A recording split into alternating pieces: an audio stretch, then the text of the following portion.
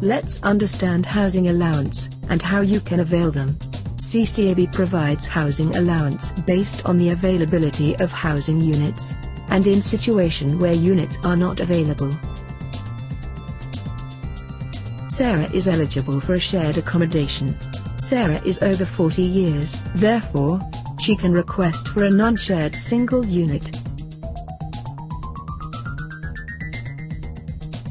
David lives in a corporate housing, and, therefore he's not eligible for housing allowance.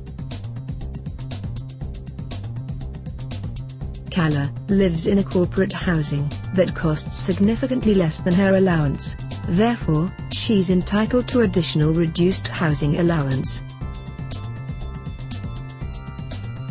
All caregivers are subject to housing rules and regulations set by Abu Dhabi government and CCAB housing policy, which state that caregivers are required to live in Abu Dhabi, will forfeit their housing allowance if they choose not to live in Abu Dhabi, may be eligible for reimbursement of certain moving expenses if relocating to Abu Dhabi from a distance of 100 kilometers or more, and present valid Tawfiq lease to the High Court within the first 90 days of employment to continue receiving housing allowance.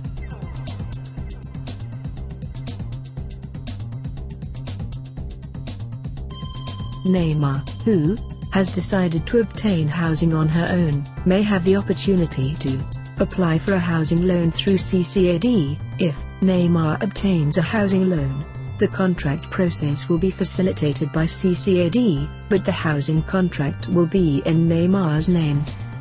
If Naima resigns from CCAD, she will be responsible for covering the full cost of the remaining loan amount. This may be deducted from her final settlement.